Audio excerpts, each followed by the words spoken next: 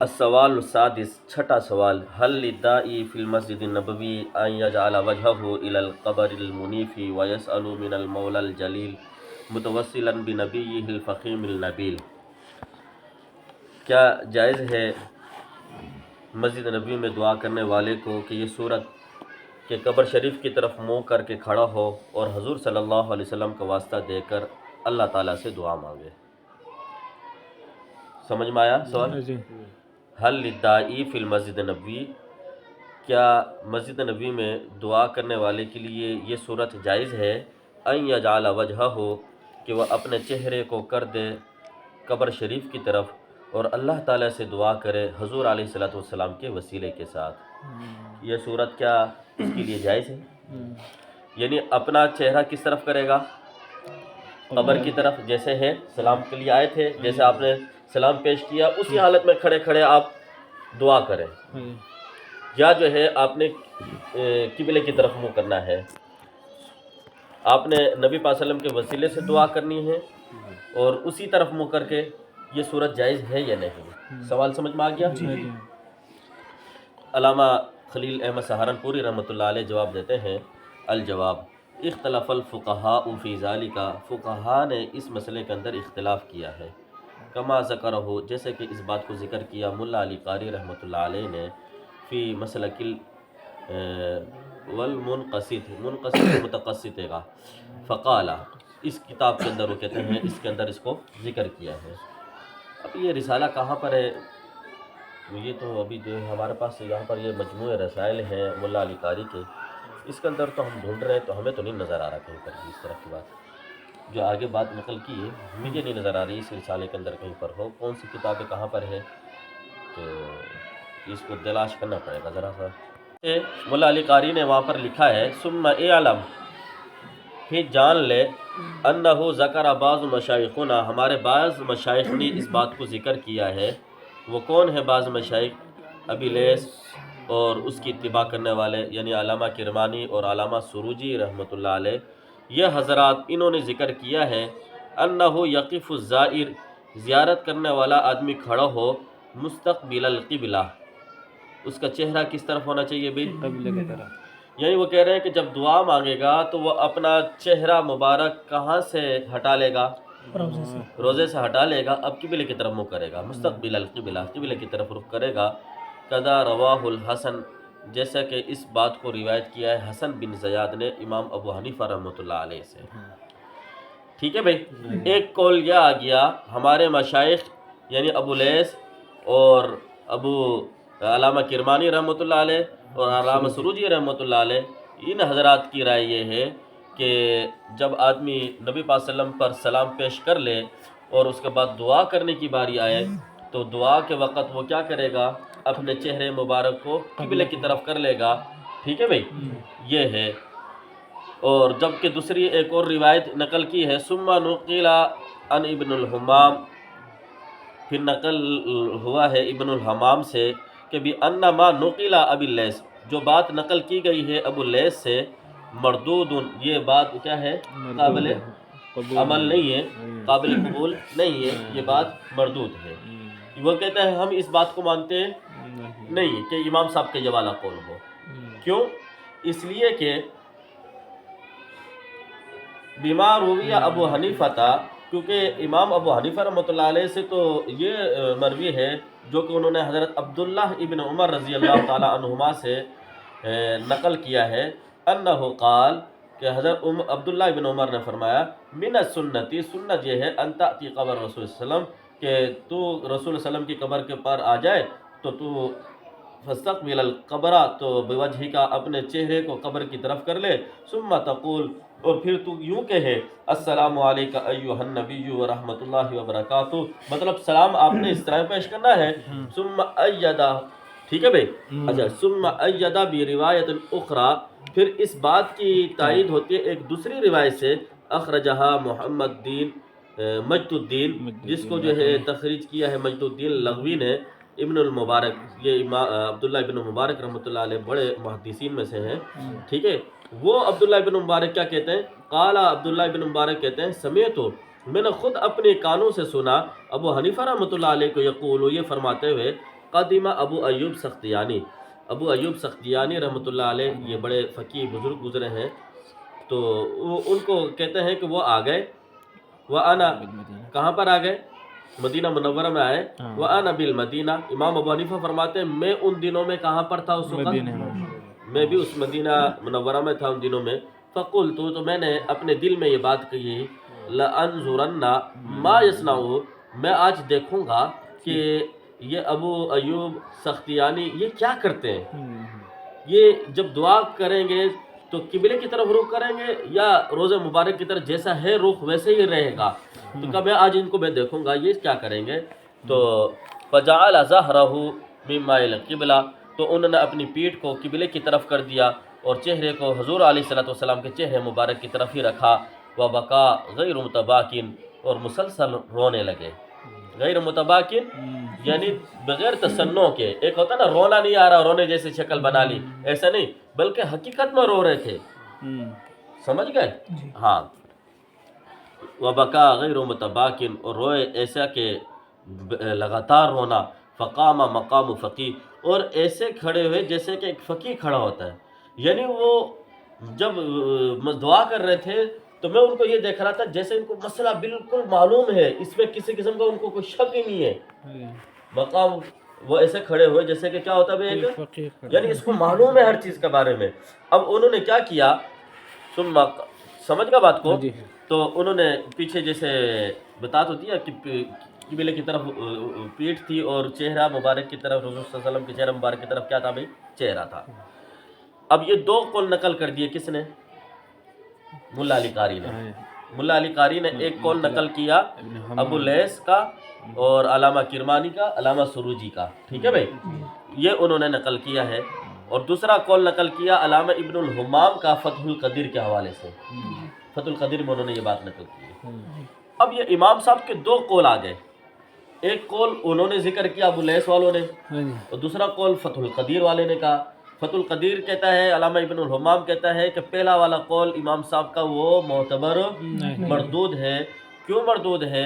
اس لیے مردود ہے کہ جتنی بھی امام صاحب کی کتابیں ہیں یا جو ہے امام صاحب کے جو شاگرد ہیں ان کی کتابوں کے اندر اس طرح مسئلہ کہیں پر بھی منقول نہیں ہے، سمجھ گیا بات کو؟ نہیں ہے تو یہ پتہ نہیں کسی نے اپنی طرف سے کوئی مسئلہ بنایا اور امام صاحب کی طرف منسوب کر دیا اور وہ منسوب ہوا مسئلہ آ گیا، سمجھ گیا، جس کا ابو لیث اب علامہ کرمانی اور علامہ سروجی نے بھی بیان کر دیا۔ الاصل مسئلہ ان سے یہ ہے جو دوسرا بیان کیا ہے، ٹھیک ہے بھائی؟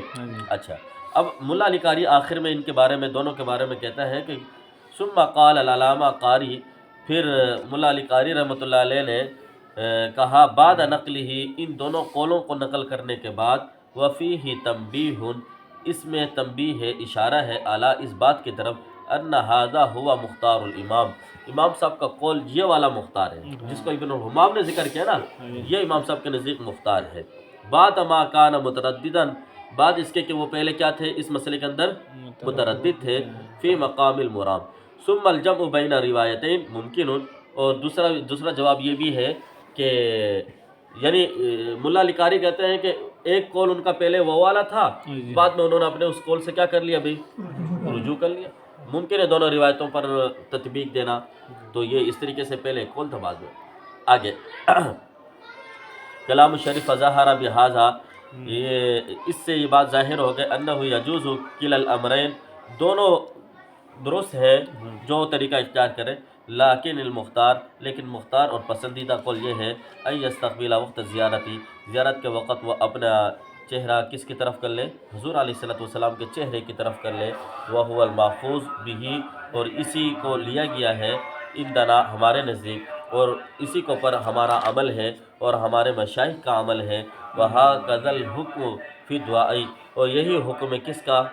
دعا کے اندر، جس طرح سلام پیش کرتے وقت یہ حکم ہے، اسی طرح دعا کے وقت بھی یہی حکم ہے، کما رویہ، جیسے کہ روایت کیا گیا ہے امام مالک رحمۃ اللہ علیہ سے، لما سألہ بعض الخلفاء، جب بعض خلفاء یہ ایک بادشاہ آیا اور اس نے آ کر امام مالک رحمۃ اللہ علیہ سے، جو کہ اس وقت مدینہ منورہ کے بڑے امام تھے، مجتہد امام، ان سے سوال کیا، حضرت مجھے یہ بتائیں کہ میں جب دعا کروں قبلے کی طرف رخ کروں یا روزہ مبارک کی طرف جیسا میرا رخ ہے ویسے ہی میں رکھوں؟ تو امام مالک رحمۃ اللہ علیہ نے اس کو کیا جواب دیا؟ اس کو یہی جواب دیا، وقد صرح به، اور اسی بات کی تصریح کی ہے مولانا گنگوہی رحمۃ اللہ علیہ نے اپنے رسالہ زبدۃ المناسک کے اندر۔ ٹھیک ہے بھائی، تو حضرت کا جو رسالہ ہے میں نے اس دن بھی بتایا تھا، باقیات الرشیدیہ، اس کے اندر یہ ہے حج کا طریقہ، جس میں حج کے مسائل بیان کر رہے ہیں۔ تو مدینہ منورہ میں جب آپ جائیں گے تو کس طرح آپ نے جانا ہے اور کس طریقے سے دعا کرنی ہے، وہ سارے مسائل وہاں پر حضرت نے لکھے ہوئے ہیں۔ وَأَمَّا مَسَلَةُ التَّوَسُّلِ، رہا نبی پاک صلی اللہ علیہ وسلم کے وسیلے سے دعا کرنا، فقد مرت فی نمرہ، کہتے ہیں یہ ابھی پیچھے سوال نمبر 1، 2 اور 3، 3 اور 4، 3 اور 4 کے اندر یہ بات تو گزر چکی ہے، لہٰذا دوبارہ دہرانے کی ضرورت نہیں ہے۔ سمجھ میں آ گیا؟ چھٹا سوال یہ ہوا کہ جو شخص نبی پاک صلی اللہ علیہ وسلم کی قبر مبارک کی طرف جب جائے گا سلام پیش کرنے کے لیے، زیارت کرنے کے لیے جائے گا، تو حضور علیہ السلام کے اوپر جب سلام پیش کر لے گا اور پھر دعا کرے گا، دعا کرنے کی باری آئے گی، تو وہ دعا کیسے کرے؟ عام مسلمانوں کے بارے میں تو ہم نے یہ حکم پڑھا ہے کہ جب ہم قبرستان میں جاتے ہیں تو وہاں پر تو حکم یہ ہے کہ آپ جا کر کیا کرو بھائی؟ قبلے کی طرف رخ کر لو، ٹھیک ہے، آپ قبلے کی طرف رخ کر لو۔ عام مسلمانوں کے بارے میں یہ حکم ہے۔ اب کیسے دعا کرنی ہے آپ نے؟ چاہے بیٹھ کر کرو، کھڑے ہو کر کرو، ہاتھ اٹھا کر کرو، ہاتھ چھوڑ کر کرو، کسی بھی طریقے سے کرنا چاہو آپ دعا کر سکتے ہو، لیکن وہاں ایک چیز یہ بیان کی جاتی ہے، ہاتھ کھڑے ہو کر ہاتھ اٹھا کر دعا اس وقت آپ کے لیے جائز ہے جبکہ کیا ہو، کوئی شک اور شبہ نہ ہو، ٹھیک ہے بھائی؟ ہاں، آپ نے جب پیٹھ کر دی ہے قبر کی طرف اور اپنا چہرہ آپ نے قبلے کی طرف کیا ہوا ہے تو پھر ہاتھ اٹھا کر بھی دعا کرنا جائز ہے، وہاں پر کسی قسم کا کوئی شکوک اور شبہات نہیں ہوں گے۔ قبر کی طرف جب آپ کا رخ ہوتا ہے اور ہاتھ اٹھا کر دعا کرو گے اس وقت شکوک پیدا ہو جائیں گے، دیکھنے والا ہو سکتا ہے، ممکن ہے کہ جاہل آدمی یہ سمجھے کہ یہ کیا کر رہا ہے، صاحب قبر سے مانگ رہا ہے، اس کے عقیدہ خراب ہونے کا خطرہ ہے، تو کہا کہ پھر ہاتھ اٹھا کر قبر کی طرف منہ نہ کریں، صحیح ہے؟ تو بہرحال خلاصہ یہ ہے کہ عام مسلمانوں کے لیے تو حکم ہمیں معلوم ہے کہ وہ یہی ہے کہ قبلے کی طرف رخ کرے گا، قبر کی طرف رخ کر کے دعا نہ کرے، یہ مستحب افضل طریقہ ہے۔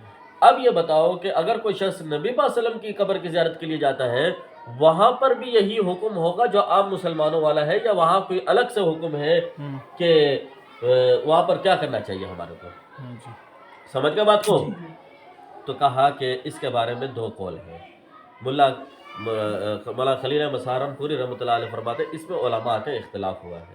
بعض علماء اس بات کی طرف چلے گئے، علامہ ابو اللیث، علامہ کرمانی، علامہ سیوطی رحمۃ اللہ علیہ، یہ تینوں حضرات یہ فرماتے ہیں حسن بن زیاد سے نقل کرتے ہوئے کہ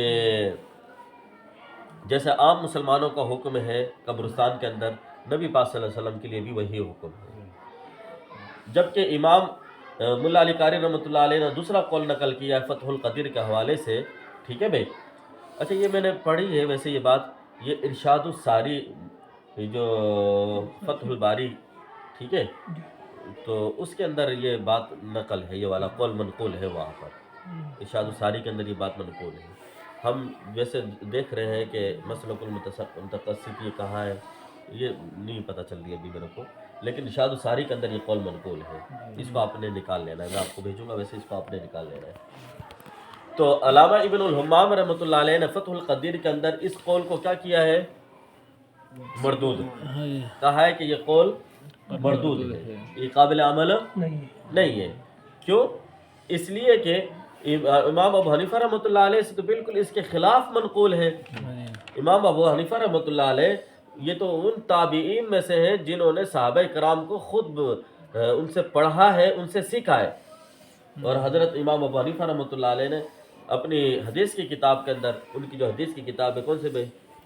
مسند امام احمد ابو حنیفہ کی مسند امام اعظم، اس کے اندر انہوں نے ایک روایت نقل کی ہے حضرت عبداللہ ابن عمر رضی اللہ تعالیٰ عنہ سے کہ وہ اس طریقے سے زائر جب نبی پاک صلی اللہ علیہ وسلم کی قبر کی زیارت کے لیے جائے، وہ وہاں پر جا کر حضور علیہ الصلوۃ والسلام کی قبر مبارک کی طرف رخ کر کے پہلے سلام پیش کرے اور اسی طرف جو ہے رخ کیے رہنے کے ساتھ ساتھ وہ دعا بھی کر لے. ٹھیک ہے.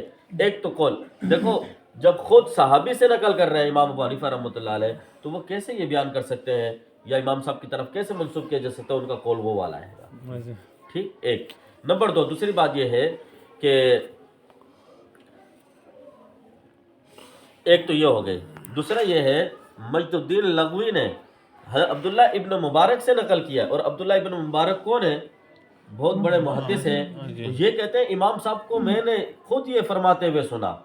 امام صاحب فرماتے ہیں ابو ایوب سختیانی رحمۃ اللہ علیہ بڑے فقی بزرگ تھے، میں نے یہ مدینہ منورہ آئے ہوئے تھے، میں بھی ان دنوں کے اندر مدینہ منورہ کے اندر تھا. میرے دل میں یہ خیال آیا کہ اس مسئلے کے اندر مجھے پہلے تردد تھا کہ کس طرف ہونا چاہیے، کہ نبی پاک صلی اللہ علیہ وسلم کا حکم جب دعا کے وقت ہو وہی والا ہونا چاہیے جیسا عام مسلمانوں کا، یا یہاں پر کچھ اور ہو. کیونکہ یہاں پر جب ہم قبلے کی طرف منہ کریں گے نا تو آپ کو پتہ ہے میری پیٹھ کس طرف ہو جائے گی؟ روزہ. اب ادب کے خلاف ہے. قبر روزہ مبارک کی طرف پیٹھ کرنا، آپ صلی اللہ علیہ وسلم کے چہرے مبارک کی طرف پیٹھ کرنا، یہ بھی کیا بھی ادب کے خلاف ہے. تو امام ابو حنیفہ رحمۃ اللہ علیہ کہتے ہیں مجھے تردد رہتا تھا کہ اس طرف رخ کروں اس طرف کروں. قبلے کی طرف رخ کرتا ہوں تو پیٹھ اس طرف ہو جاتی ہے اور یہ ادب کے خلاف ہے. اگر اس طرف کرتا ہوں تو حکم تو مسئلہ تو یہی ہے کہ تمام مسلمانوں کے لیے حکم یہ ہے کہ وہ کس کی طرف ہونا چاہیے؟ قبلے کی طرف منہ ہونا چاہیے دعا کے وقت. اب مجھے تردد ہوتا تھا اس مسئلے کے اندر، تو میں نے ابو ایوب سختیانی رحمۃ اللہ علیہ کو دیکھا. انہوں نے جب دعا کا وقت آیا تو انہوں نے اپنے چہرے مبارک کو اسی طرف رکھا جہاں پر آپ صلی اللہ علیہ وسلم کا چہرہ ہے، اور پھر انہوں نے دعا کر دی. تو اس سے بھی یہ پتہ چلا امام ابو حنیفہ رحمۃ اللہ علیہ کا مسلک یہی ہے کہ چہرہ مبارک آپ کا کس طرف ہونا چاہیے بھائی؟ حضور علیہ الصلوۃ والسلام کے چہرے مبارک کی طرف ہی ہونا چاہیے، آپ نے قبلے کی طرف رخ نہیں کرنا. ٹھیک ہے بھائی. تو یہ دو قول امام ابو حنیفہ رحمۃ اللہ علیہ سے مروی ہو گئے. پھر ملا علی قاری رحمۃ اللہ علیہ فرماتے ہیں کہ ان دونوں قولوں کے اندر مختار جو قول ہے وہ دوسرا والا ہے، پہلا والا قول مختار نہیں. اور پھر ایک اور بات بھی ذکر کرتے ہیں کہ ان دونوں قولوں کے اندر امام صاحب کے مروی ہونے میں بھی کوئی اشکال نہیں ہے، دونوں میں تطبیق کی جا سکتی ہے. وہ اس طور پر ہم یہ کہیں کہ پہلا قول امام صاحب کا وہ شروع کے دنوں کا تھا اور بعد والا قول جو ہے بعد کے دنوں کا ہے، تو دونوں میں تطبیق بھی ممکن ہے. ٹھیک ہے. اسی طریقے سے پھر کہہ رہے ہیں امام مالک رحمۃ اللہ علیہ سے جب جو ہے ایک بادشاہ نے خلیفہ نے پوچھا جب وہ عمرے کے لیے حج کے لیے آیا تھا اور نبی پاک صلی اللہ علیہ وسلم کی زیارت کے لیے سے وہ جب آیا تو امام مالک رحمۃ اللہ علیہ نے بھی اس کو جواب یہی دیا. ٹھیک ہے بھائی. تو کہ جب روزہ مبارک کی طرف کوئی آدمی آئے اور نبی پاک صلی اللہ علیہ وسلم کو جب سلام پیش کرے، سلام پیش کرنے کے بعد جب دعا کرنے کی باری آئے، یا اللہ مجھے نبی پاک صلی اللہ علیہ وسلم کا پڑوس نصیب فرما، یا اللہ نبی اکرم صلی اللہ علیہ وسلم کے وسیلے سے دعا کرتے ہوئے پھر ساتھ میں یہ کہے یا اللہ مجھے نبی علیہ الصلوۃ والسلام کی شفاعت میرے حق میں قبول فرمانا، یا اللہ قیامت کے دن حضور علیہ الصلوۃ والسلام دست مبارک سے حوض کوثر کا پانی پینا پلانا، یا اللہ نبی پاک صلی اللہ علیہ وسلم کا جو آپ نے وعدہ کیا مقام محمود عطا کرنے کا، یا اللہ نبی پاک صلی اللہ علیہ وسلم کو وہ مقام محمود عطا فرما. سمجھ رہے بات کو؟ اس طریقے سے یہ دعائیں کرنا، جب وہاں پر آپ کھڑے ہو کر دعا کریں گے تو یہ آپ کا رخ کس طرف ہونا چاہیے؟ روز مبارک ہی کی طرف ہونا چاہیے، قبلے کی طرف نہیں ہونا. تو آپ صلی اللہ علیہ وسلم کے لیے جب دعا کا حکم آئے گا تو وہ عام مسلمانوں والا حکم نہیں ہے، آپ کے لیے الگ سے خصوصی حکم ہوگا. چلے آگے.